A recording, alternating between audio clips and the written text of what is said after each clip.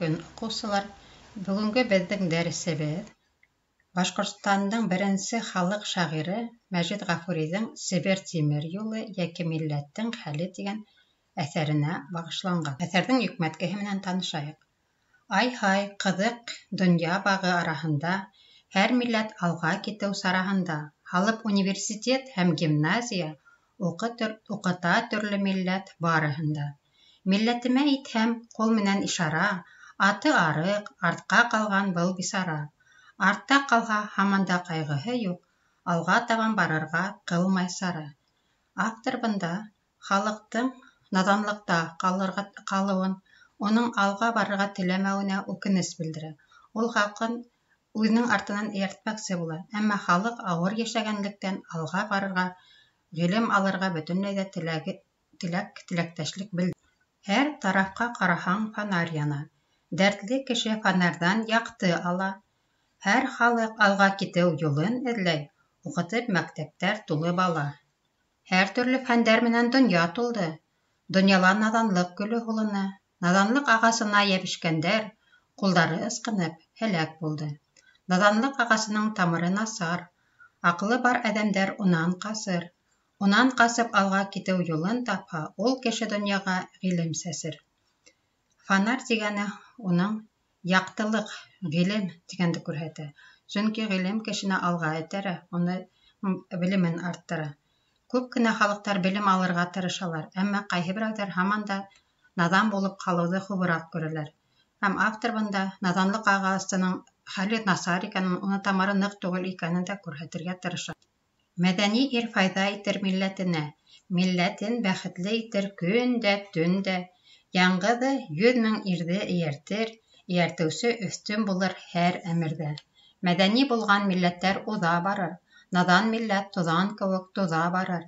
Һәр кемдең ауырыуы бар ауырыуҙыр, тотош милләт ауырыуы наҙанлыҡтыр. Һәр бер сирҙең дауаһы булған кеүек, милләттең дә дауаһы ғалимлыҡтыр.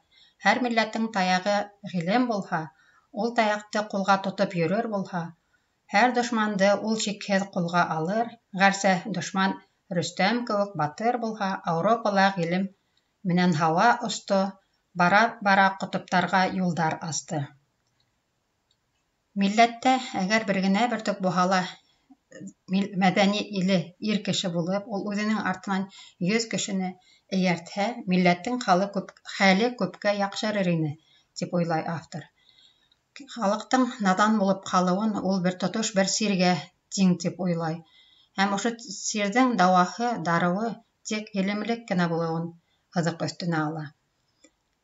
Европалағы кешеләрҙең әле тормошо үҙгәрә. Улар инде күккә лә осҡандар, йәғни осоусы аппараттар уйлап тапҡандар, ҡотоптарға, йәғни полюстарға ла барып еткән.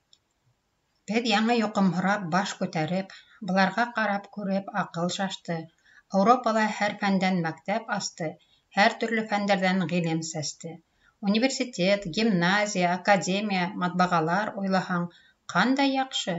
Ауропала океандарҙың өҫтөн күрҙе, өҫтөн күреп ҡәнәғәтләнмәй төпкә сумды. Һыу өҫтөндә хисабы юҡ төрлө карап, океандарҙың һәр яғында былар китте. Ауропалы чугункаға ултырҙылар, айлыҡ юлды бер көндә бөтөрҙөләр. Чугунка Себерҙәге сәфәр итер, тауҙарҙы, таштарҙы ашып китер, күп ерҙәрҙе аҙ көндә гиҙеп килеп, вокзалға етер ҙә ауаз бирер. Был ауаздан күп файҙа ала. Чугунка һаман алға табан бара. Бөтә көсө менән беҙгә өгөт һөйләп, йөрәгенә сыҙай алмай, бик ҡабара. Бында Европа халҡының ысынлап та башҡа милләттәрҙән, башҡа халыҡтарҙан күпкә алда барыуын һыҙыҡ өҫтөнә алып, автор уларҙың мәктәп кенә түгел, ә гимназия, университеттар, академиялар төҙөүҙәре, матбуғаттар йәки типографиялар асып, гәзит-журналдар сығарыуҙарын һөйләп үтә. Ысын мәғәнәһендә улар карап та төҙөй беләләр, хатта чугунка, йәғни паровоз, поезда уйлап сығарғандар. Тимер юл образы бында, паровоз образы ике төрлө мәғәнәгә эйә. Ысынлап барлыҡтағы чугунка, йәғни паровоз, ул ысынлап та тау-таштар ярып алға бара. Вокзалға килеп туҡтай, вокзалға гудок, тауыш бирә.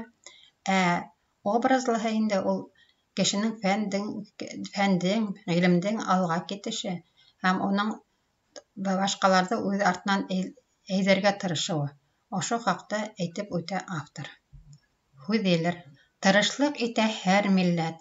Минең былай булыуымды алың ғибрәт. Ғилем, һөнәр арҡаһында күп ерҙәрҙе гиҙермен тип, күп ерҙәрҙе заманы ҡилләт. Кил, милләтем, фәҡирлектән һаҡланайыҡ, һөнәр, ғилемгә тырнаҡтар батырайыҡ.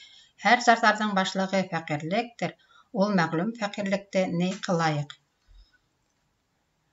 Автор бында чугунка йәки паровоз исеменән милләткә өндәшкән һымаҡ була. Тырышлыҡ күрһәтәйек, алға барырға тырышайыҡ, ғилем алайыҡ, һөнәр алайыҡ, ти. Әгәр һеҙ һөнәрле икәнһегеҙ, һеҙ күп нәмә, күп ерҙәр күрерһегеҙ, ти. Беҙҙең әлегә иң төп артта ҡалыуҙың төп сәбәбе фәҡирлек, ярлылыҡ.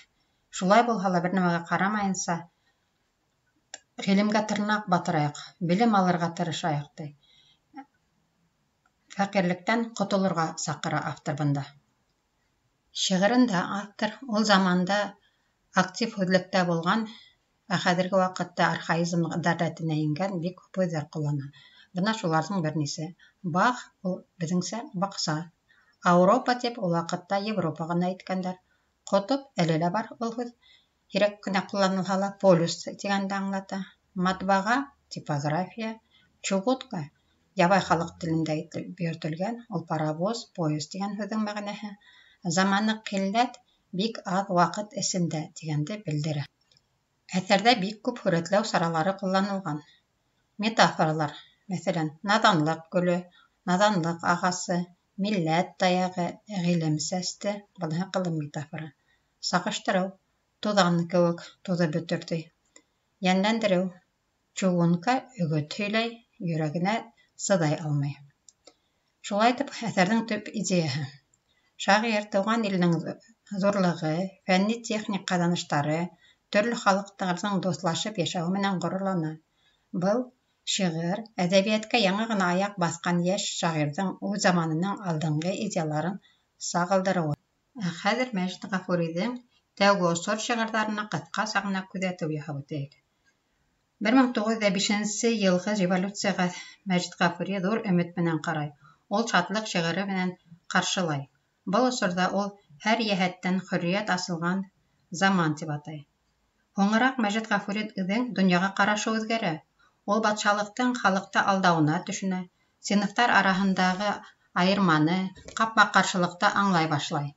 Ғафуриҙың азатлыҡҡа ынтылышы, синфи аңының үҫә барыуы, бигерәк тә уның 1906 йылдан 1907 йылға васыят тигән васыятнамәһендә халыҡ массаһының революцион һәм милли аңы күтәрелеше, азатлыҡ көрәше әүҙемләшеүе шатлыҡлы тондарҙа сағылыш таба.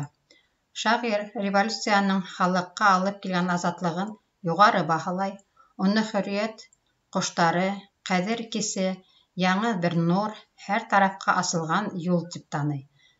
Шул уҡ ваҡытта ул күп эштәрҙе тамам булмай тороп ҡалыуҙан, ҙур ағасты ауҙарыуын еңел булмаясағын яҡшы аңлай. Шуға күрә 1907 йылда башлаған ҙур эштәрҙе тормошҡа ашырыу өсөн көрәште дауам итергә саҡыра.